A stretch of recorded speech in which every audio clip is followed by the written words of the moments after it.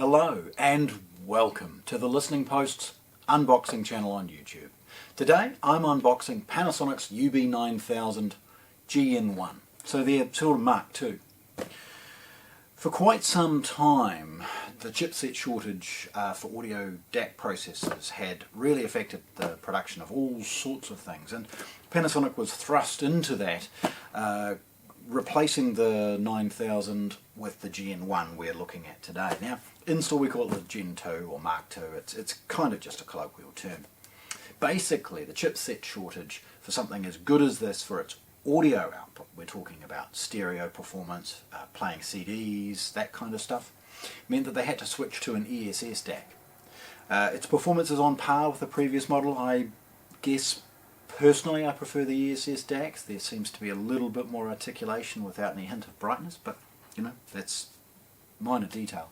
It's 192K 32-bit DAC now on board, but most importantly, and why I'm sharing the unboxing of this product, is how superb it is at its primary job, and that is a shiny disc player, a 4K movie player. Now, the debate raged years ago about the difference between streamed 4K, 1080 and 4K off a disc. You can experiment that in your own home. You can go and buy one of these twin packs that has a 4K and a Blu-ray on board and do the comparisons. It's pretty straightforward. Everyone agrees. Streamed products, they're superb from a convenience perspective. They're superb from, hey, I don't know what I want to watch, you know. But from a quality of picture and sound, they're nowhere near as good as a 1080 disc, let alone how superb a 4K disc played properly can look, and they are superb. For those connoisseurs, projectors, big screen TVs, connoisseurs of home theatre audio, and the immersion that comes with an excellent home theatre, it's going to be a Blu-ray player as a source, and it's going to be something as good as this. So, let's have a look. Panasonic UB9000 Ultra HD Blu-ray player with premium sound. 4K HDR Pro, Blu-ray, all of the HD video formats covered off. It does have scannable information on one side with the model and serial number and a hint of the slight variation that was thrust upon them, and it of course is the GN1. This is black, although it's only ever been available in black. Look, on board it streams, by the way, Netflix and other basic services. Oh, there are reasons why it got the EISA award, Best Product 2018-2019. It's a stunning multi-format Blu-ray player. The rest of the packaging is realistically an emulation of what we see on the top, along with some of the information associated with the streamed sort of apps that I guess it supports, including YouTube, Prime Video, Netflix, to name just a few. Opening these, really easy. It's a simple nick of the packing tape.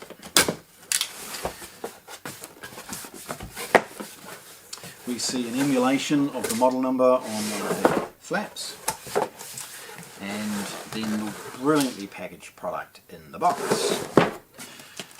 We see the manual, quite comprehensive.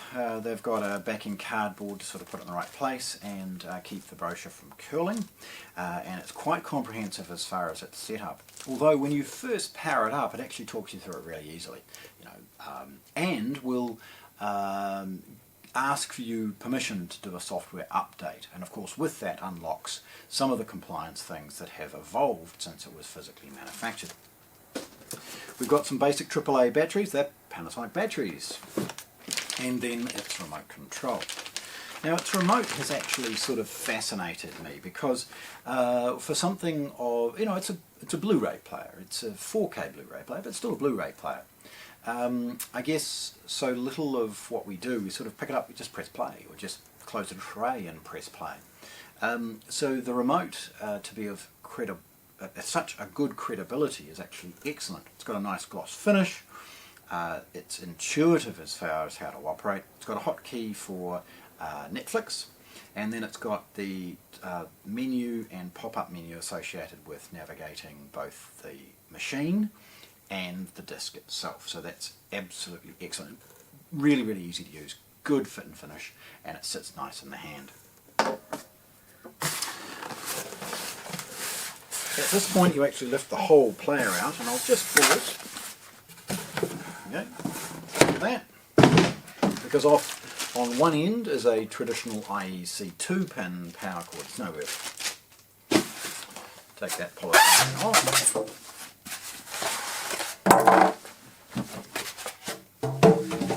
Now, that sort of bubble paper is kind of what I call it, that soft wrapping that a lot of electronics comes in. This is a bag rather than a wrap. Like that. And then we have the first look of this sort of product. Now, what these videos never really show, and please, I do ask that you hang around for the videos, is how beautifully well built this product is. There is no hint of vibration or any other thing associated with the sort of the plastic fantastic options that are commonly available with flaps and slides and all sorts of poor quality things. It's brilliantly built.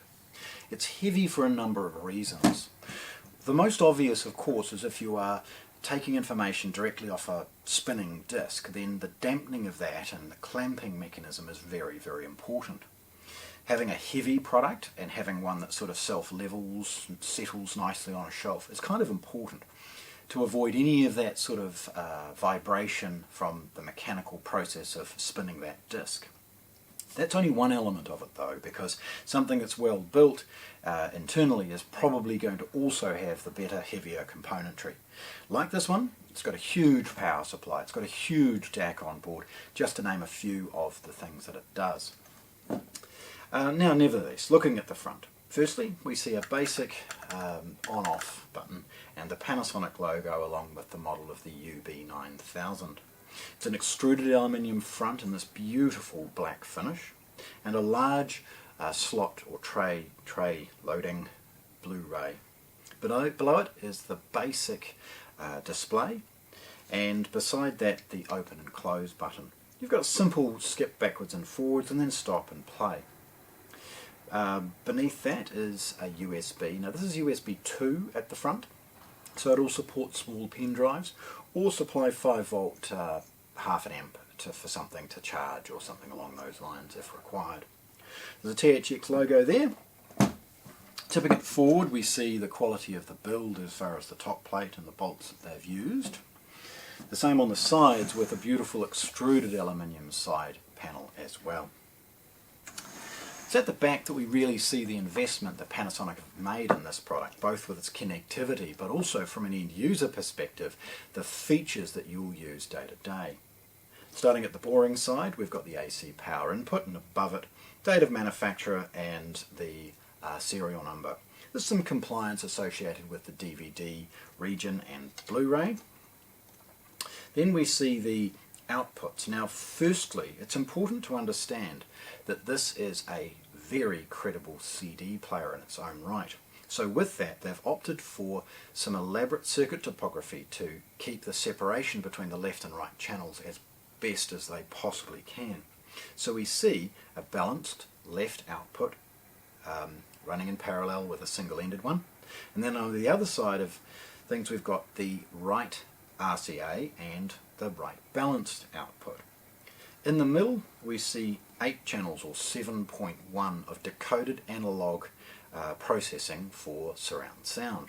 Now I guess some of the reasons they have that is to add some features of being able to drop the front speakers out as an alternative to the analog outputs, but also for those older home theatre amplifiers or setups where the HDMI compliance isn't as good or something along those lines, you can drop a fully decoded high resolution audio signal directly into the 6 or 7 channel input of the theatre amplifier. Beneath these outputs, and they're all stunning, we have the coax digital output for CD playback and the optical digital as well. Beside it is the second USB. Now this one is USB 3, and it will support an external hard drive for playing back from movies or something along those lines that you've downloaded. It'll support a very large hard drive, although don't push its limits, because ultimately it's got a network socket for the times that you want to actually stream very large files. Okay. Nevertheless, we've got twin HDMI outputs. Now that's not unusual with Blu-ray players at this level, because what we see is one that is for picture and sound. So this is 4K picture and multi-channel surround sound right up to the 24-bit 192K completely lossless 7.1 kind of audio channels. And then we see an audio output only. Now this is absolutely ideal again to overcome some of the compliance issues with some older home theatre amplifiers.